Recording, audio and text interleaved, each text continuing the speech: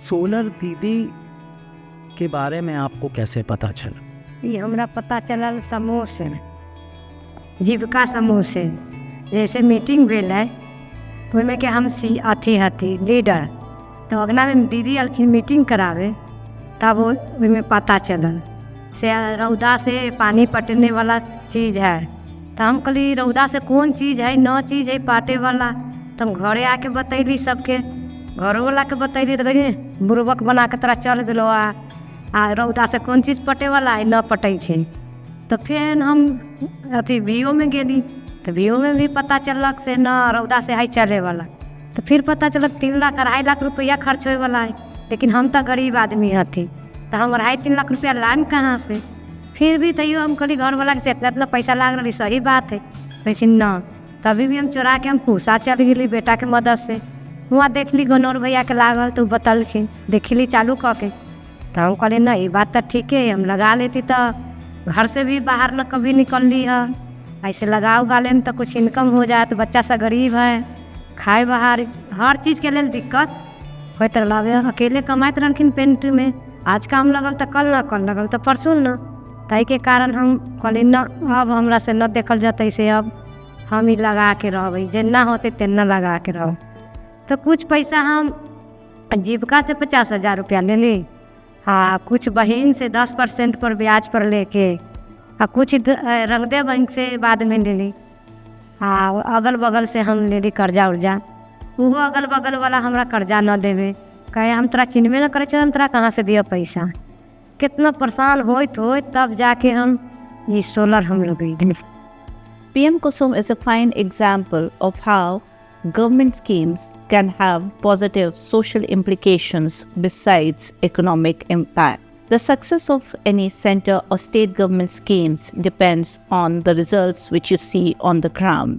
It also brings out the center-state relations. This and more in the latest episode of Energonomics.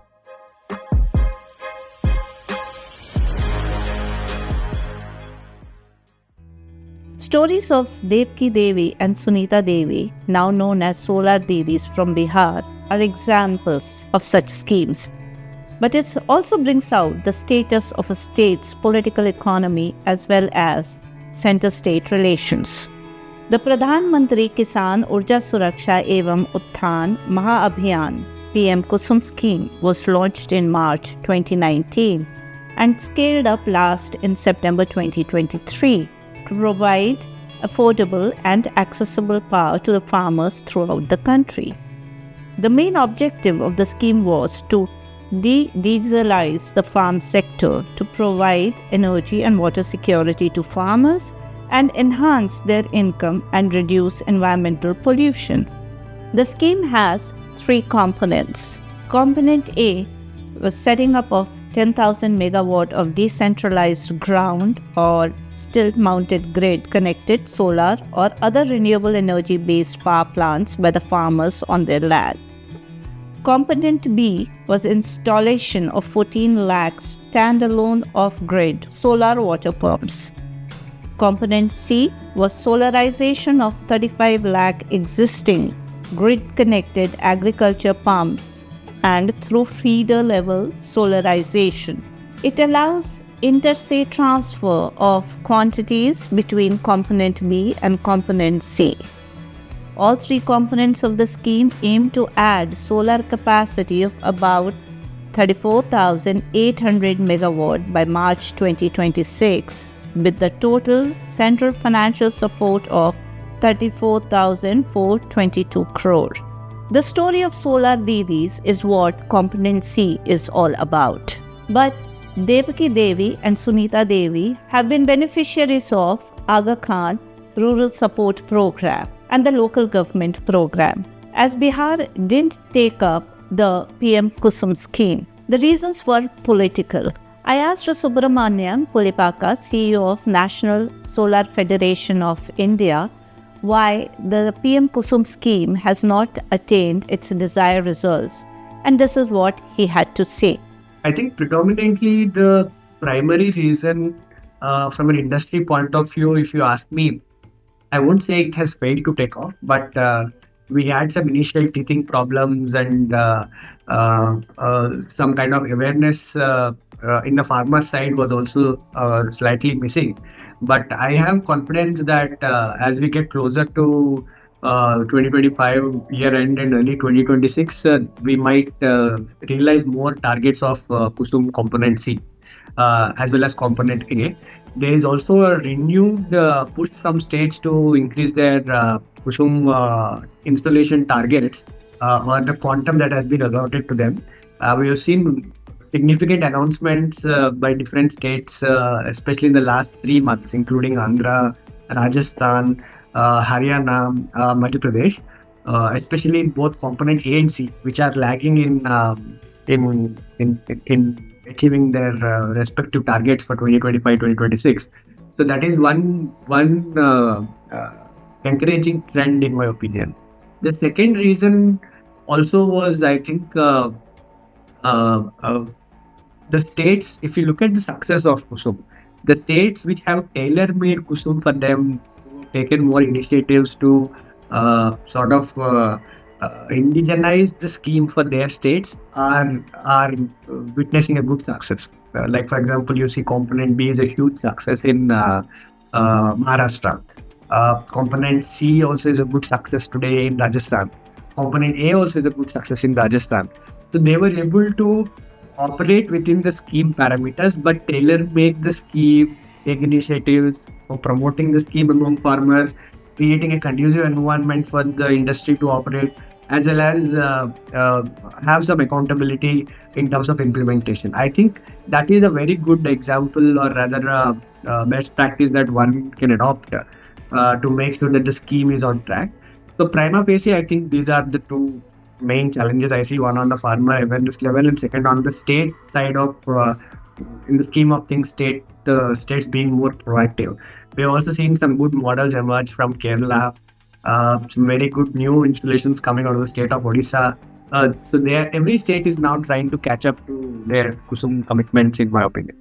What are the challenges that Aga Khan rural support programs face? I asked Mukesh Chandra, representative of the program, and this is what he had to say. First of all, the awareness generation for the PM KUSUM is the challenge, because there is no so much awareness generation on regarding the documentation required, regarding how to get the enrollment, how to take the subsidy is not appropriate or not convinced with the community.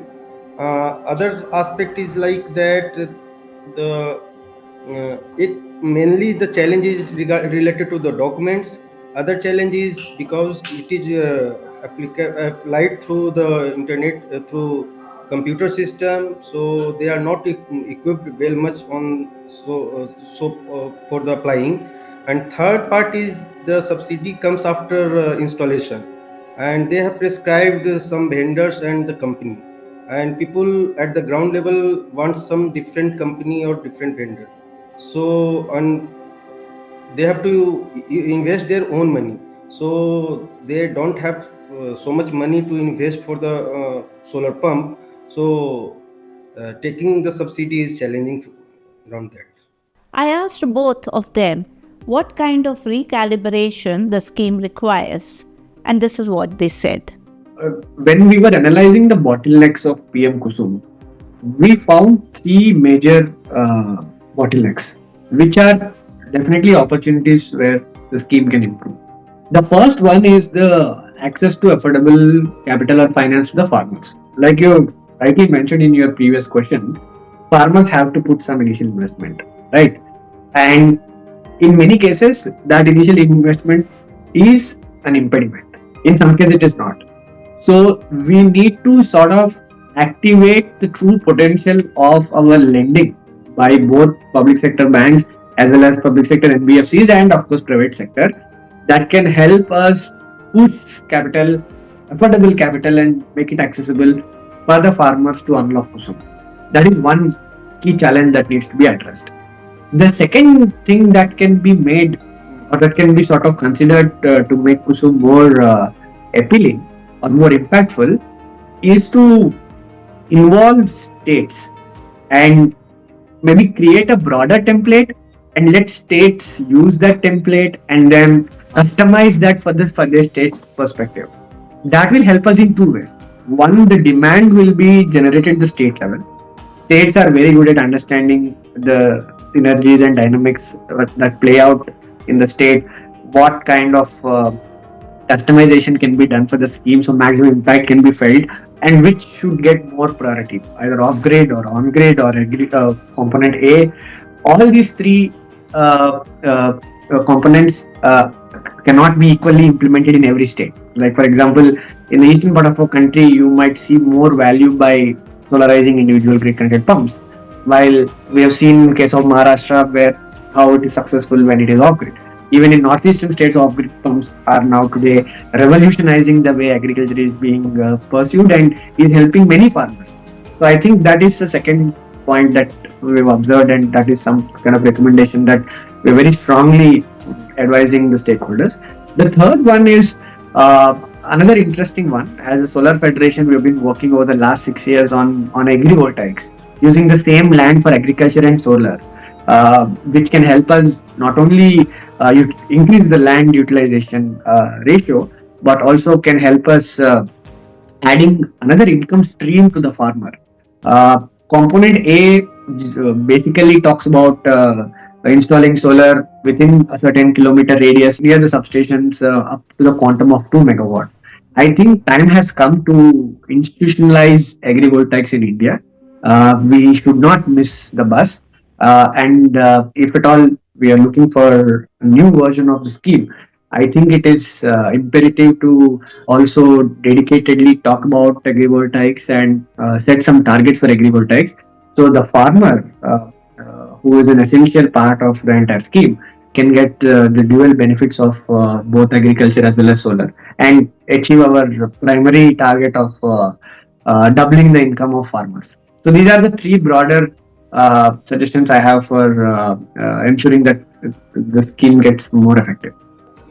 We have identified few suggestions like first of all, the cost of the solar pump is so much high. Like for 5 HP pump, the cost is around 2.5 lakhs rupees, and the subsidy part is only 30%, that is 75,000. So umbrella subsidy is not fit for all kinds of community, because some of the poor people who used to invest for the solar pump, they obviously the subsidy part must be for higher for such kind of people. So first kind of suggestion is that. Second, the upfront subsidy may be applied to personalize it much more with numbers and effective use. My detailed conversation with both is available in the link given below. Schemes like PM KUSUM come with good intentions but get lost in the center-state relations. What is needed to overcome the political differences and adopt a focused approach? This is what we had in the latest episode of Energonomics. Thank you.